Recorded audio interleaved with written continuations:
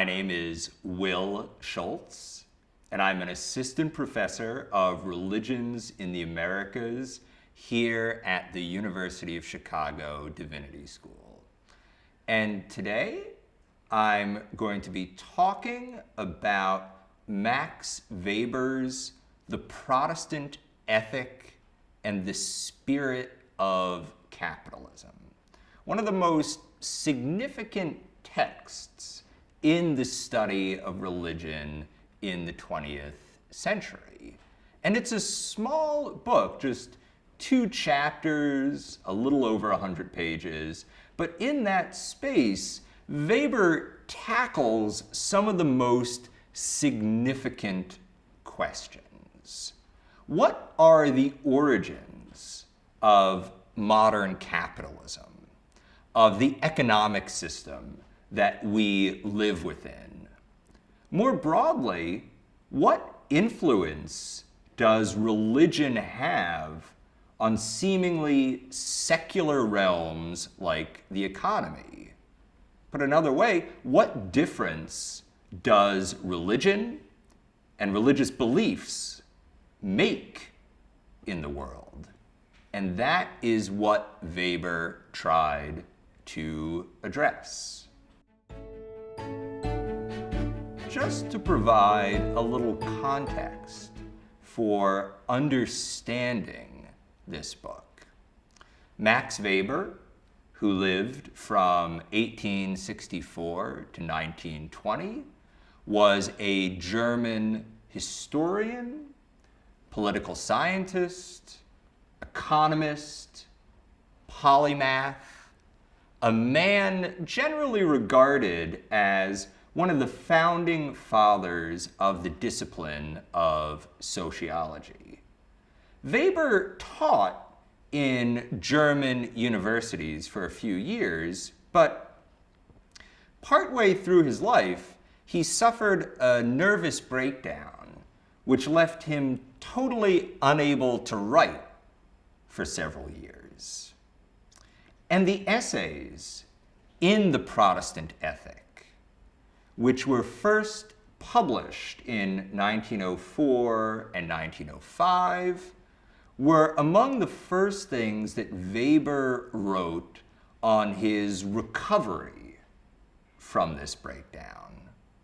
Now, a second edition of the Protestant Ethic appeared in 1920, which Weber had prepared as part of his magisterial sociology of religion. And that same year, 1920, was the year that Weber died of pneumonia. And so the 2 editions of the Protestant Ethic, 1904, 1905, and 1920, bookend the most intellectually productive years of Weber's career. The years in which he tried to formulate his distinctive approach to the study of human history. And so this approach sought to explain historical events, not as the result of laws, not as inevitable things, but as contingent, as the result of unique interactions of economic and especially cultural factors.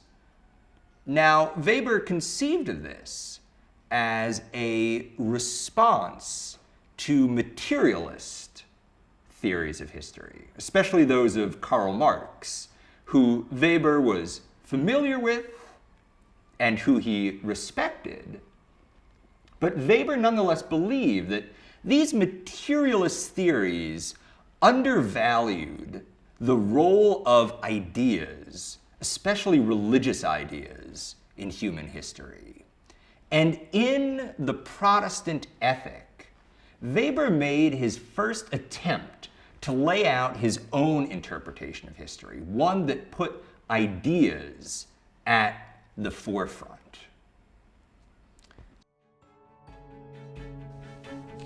What are the key ideas in the Protestant Ethic and the Spirit of Capitalism. As I mentioned at the start, Weber is trying to figure out the origins of modern capitalism. And modern is the key word here. Weber recognized that there had been economic systems which we might call capitalism in many times and places, from ancient Rome to Florence in the Renaissance. But he believed there was something distinctive about modern capitalism which separated it from these older versions. This modern capitalism, he thought, was defined by self-discipline, by rationality, and by accumulation, the desire to accumulate more and more profit. And he believed that there was a spirit to this kind of capitalism. A spirit that saw making money not as something amoral or as immoral, but as a positive good, something that you can and should dedicate your life to. So, as a symbol of this kind of modern capitalism, Weber pointed to a figure from American history, Benjamin Franklin. And he believed that Franklin's credo of time is money symbolized modern capitalism. The idea that every moment of your life should be dedicated to the goal of making money and accumulating wealth. Now, Franklin was a somewhat secular figure, but Weber believed that this spirit of capitalism had religious origins. And specifically, Weber believed that this spirit of capitalism was an unintended, but nonetheless critically important byproduct of the Protestant Reformation. And in this book, he sets out to explain the religious roots of the spirit of capitalism. People who have not read Weber, and indeed many people who have read Weber, believe that this book basically says Christianity led to capitalism. And that is an oversimplification. Weber says that he might have been challenging materialist notions of history, but he didn't want to replace crude materialism with an equally simplistic idealism. It's not just about ideas. Material circumstances matter a whole heck of a lot as well. So Weber believed that Protestant Christianity was an important element in modern capitalism, but he didn't see it as monocausal. And he begins with Martin Luther, specifically with Martin Luther's concept of the calling. The idea that any work in the world, not just the religious work, not just the work done by priests and monks and nuns, but that any work could glorify God. Indeed, Luther believed that one should approach one's life and one's career, no matter what you were, with the same intensity and the same discipline used by monks in monastic orders. And in this way, Weber believed, Luther made commerce safe for Christianity. Money-making could be a noble, even a godly pursuit. But the real key to the spirit of capitalism, according to Weber, was the doctrine of predestination that was put forward by John Calvin and other early Protestant reformers. So what is predestination?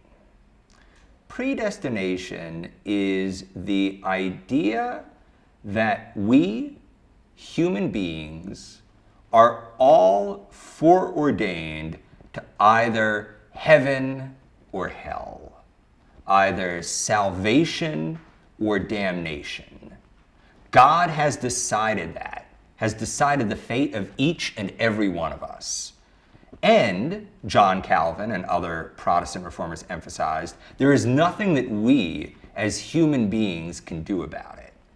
God is so far beyond us that nothing we could do could ever change what God has predestined us for. You're headed to either heaven or hell, and there's nothing you can do about it, no say that you have in it. Now, this idea, predestination, placed a tremendous psychic strain on individuals.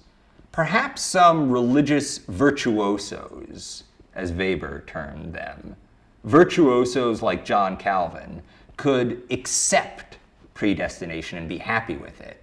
But for most people, it placed a terrible strain on them. As Weber put it, this doctrine, with all the pathos of its inhumanity, had one principal consequence for the mood of a generation which yielded to its magnificent logic. It engendered, for each individual, a feeling of tremendous inner loneliness. So, how did people respond? Weber said that people sought proof that they were among the saved. They struggled to find reassurance that they were among the elect, that they were among the people headed to heaven rather than to hell. The best way for people to do so, the best way for people to feel like they were among that elect, was to visibly separate themselves from the world around them, and to separate themselves from the masses of the damned, those unfortunate souls who were not bound for heaven. If you could set yourself apart from them, it might give you some reassurance that you were bound for heaven, even if it did not actually make a difference, even if nothing you could do would determine your fate. You could at least still feel better about it. And the best way to do that, the best way to separate yourself, was through extreme self-discipline, simple, rational, and orderly living. Again, to put it in Weber's words, tireless labor in a calling was urged as the best possible means of attaining this self-assurance. This, and this alone, would drive away religious doubt and give assurance of one's state of grace. As described by Weber, the life of Protestants in this era was a life of constant trial. You constantly had to be proving yourself worthy. And again, the way you did that was through hard work and self-discipline. And to demonstrate this point, Weber cited the work of a number of Protestant theologians from the 17th century onwards. In particular, he used the work of the English theologian Richard Baxter to suggest that Protestants saw idleness rather than wealth as the real sin. These Protestants did not believe it was sinful to make money. Indeed, success in business could be a way to glorify God. Think back to Luther's idea of the calling, for instance. The only sin was to be idle, to not use what God had given you. And so Protestantism, as described by Weber, emphasized constant diligence and hard work. Now, these reformers, people like John Calvin, Martin Luther, Richard Baxter, the early Baptists and Pietists, these people did not intend their ideas to have economic consequences. As Weber made clear, they had religious concerns. They were concerned with the issue of salvation, not with the issue of the economy. But their ideas had economic consequences nonetheless. The methodical, disciplined approach to life that they emphasized laid the foundations for modern capitalism, laid the foundations for that spirit of capitalism.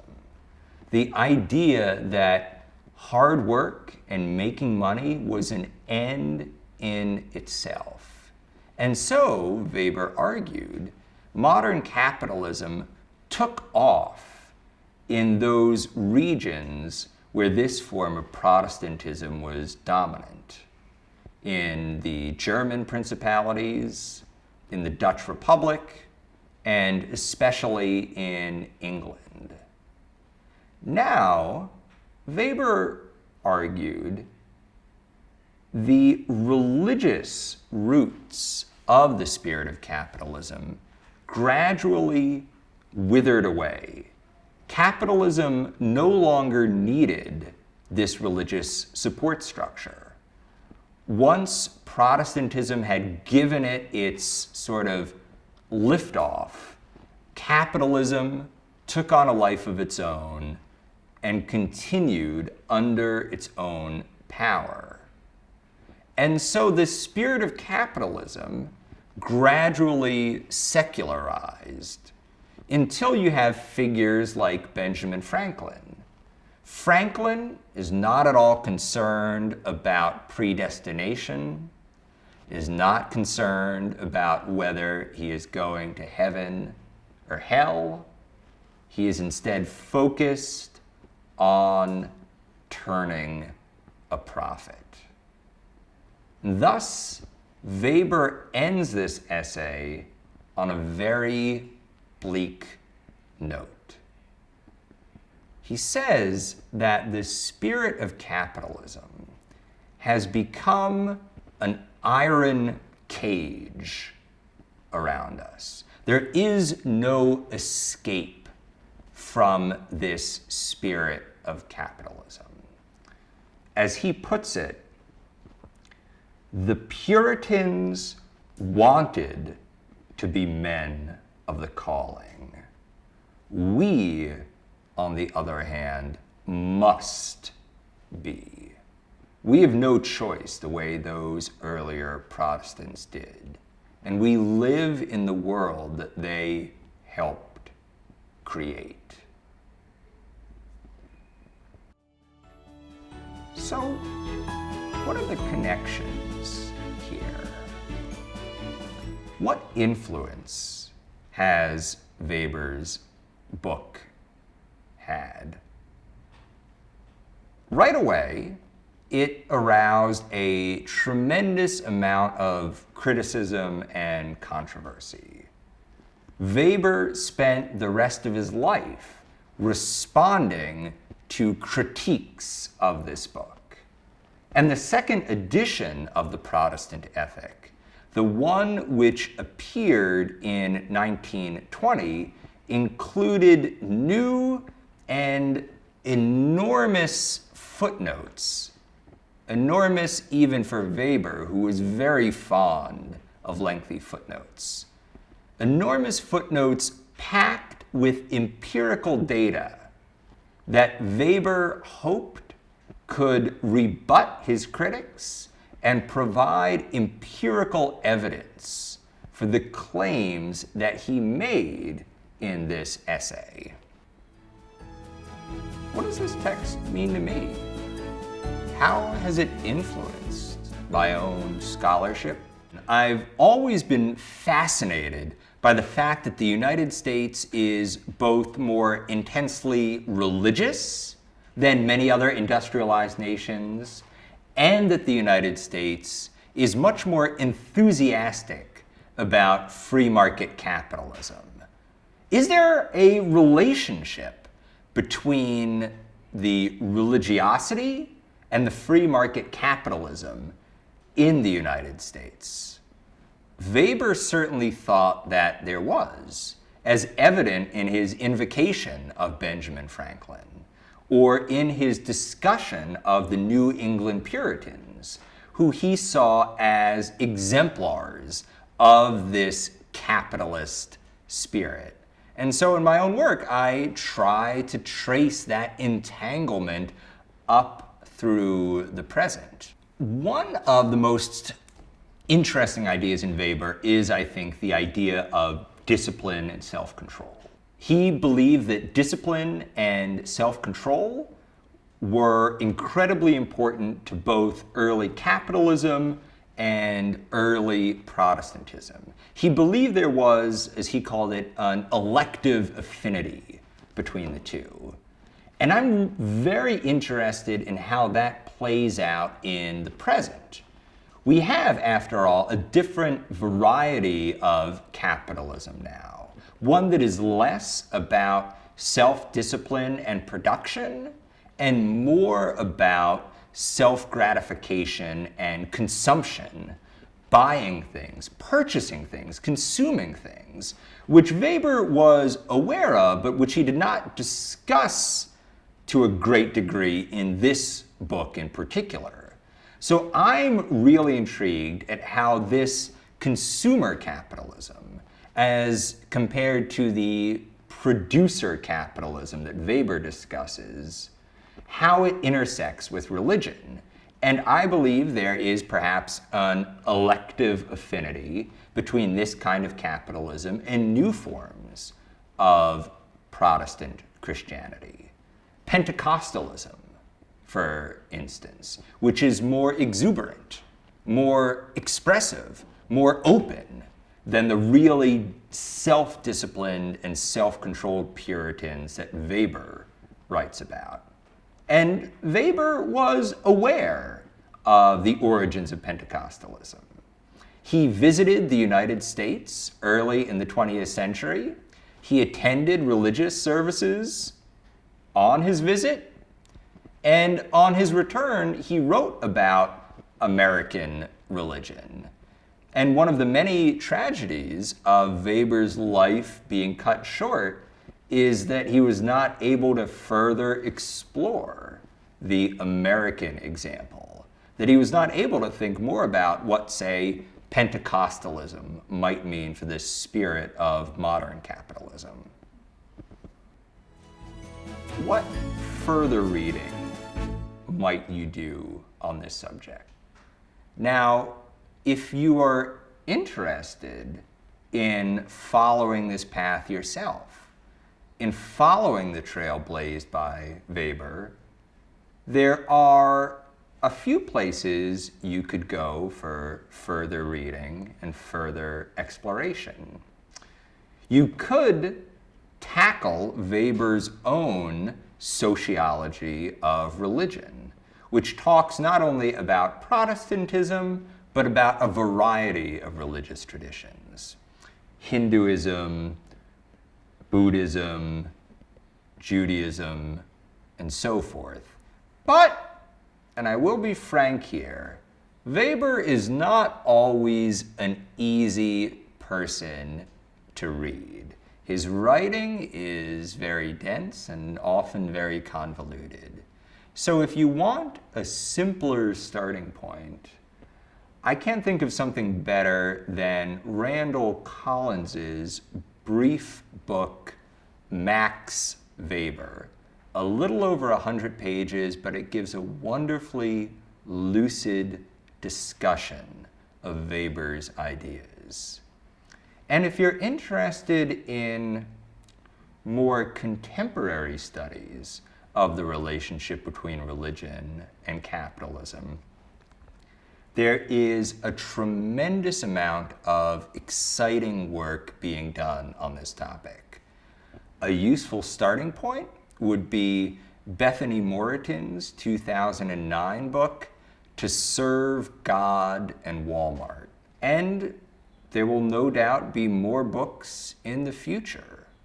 Weber himself believed that most social science texts had a very brief shelf life. He thought that even the most enduring book wouldn't last beyond 50 years.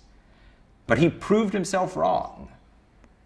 Over a century after its publication, we are still talking, arguing about, thinking about, and learning from Max Weber's The Protestant Ethic and the Spirit of Capitalism.